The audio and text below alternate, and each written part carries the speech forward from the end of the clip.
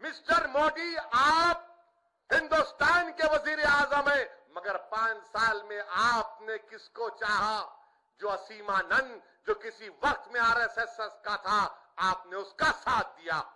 यह आपकी दहशतगर्दी टेररिज्म के खिलाफ लड़ाई है कि एक्यूज अगर आपके चड्डी पहनने वाले, लट फिराने वाले हैं तो आपके महबूब हो जाते।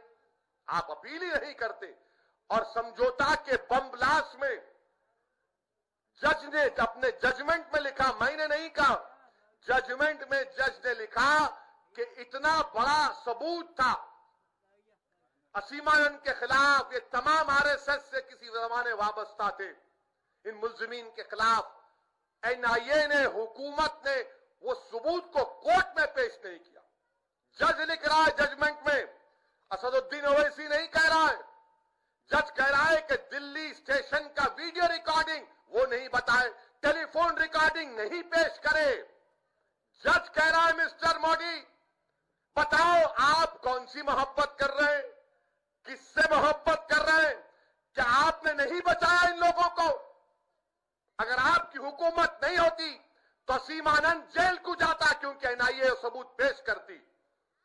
जजमेंट में जज लिख रहा है ये बात, मैं नहीं कह रहा हूं।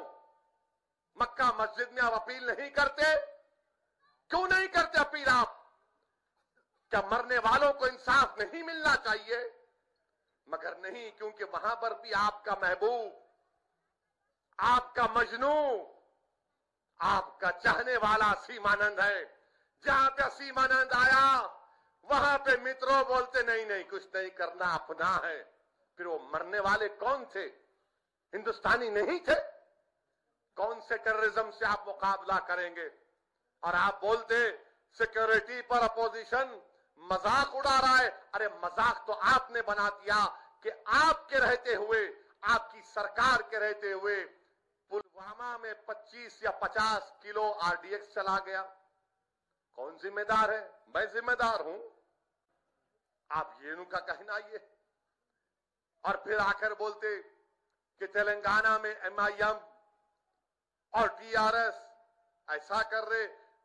मिस्टर मोदी, इतना तो हम क्या, ठीक है हम अच्छे आदमी नहीं, आप ही दूध के धुले हुए हैं, आप ही दूध के धुले हुए हैं, मगर इतना तो हम जानते हैं कि इंशाअल्लाह ताला तेलंगाना में जिस तरह असेंबली के इंतखाबात में हमने 100 सीट पर आपकी जमानत जब्त करवाई, 5 से आपका 1 एमएलए हो गया। इंशाअल्लाह ताला मिस्टर मोदी, सिकंदराबाद से भी आपको मजलिस इत्तेहादुल मुस्लिमीन हराएगी, पूरे तेलंगाना से आपको सफाया करेगी इंशाअल्लाह ताला। आप बताइए, आकर आप तकरीर कर रहे, क्या क्या बातें बोल के चले जाते हैं। असेंबली क्यों डिसॉल्व करे? अरे वो तो कॉन्स्टिट्यूशनल राइट है चीफ मिनिस्टर का। क्या आपने असेंबली को नहीं डिसॉल्व किया था 2002 के गुजरात के वो जेनोसाइड के बाद, वो प्रोग्राम के बाद? कि जब आपको याद नहीं आया? जब आपने क्या क्या कहा था? कहूं मैं यहां पर, मेरे भाई, हिंदुस्तान एक अजीम मुल्क है।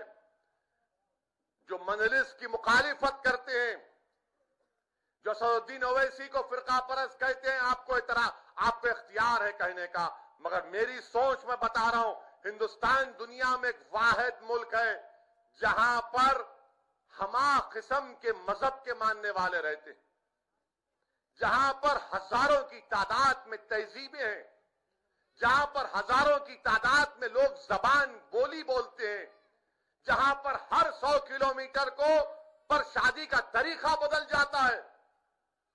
दुनिया में कहीं पर भी हमारे जैसा मुल्क नहीं है। मगर वजीर आजम क्या करना चाहते थे?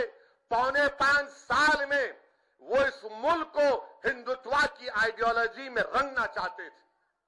इसीलिए तो सुप्रीम कोर्ट के जजेस ने आकर अपनी बेबसी का इजहार करके कहा, हिंदुस्तान के हिंदुस्तानियों से कहा कि इस मुल्क को बचा लो, जमहूरियत को बचा लो।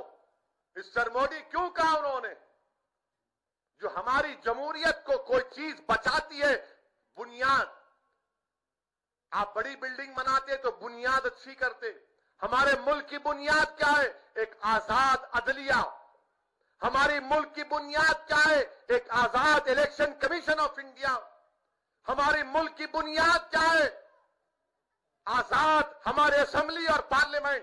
जब से ये वजीर आजम बने, तमाम बुनियादों को कमजोर कर रहे हैं।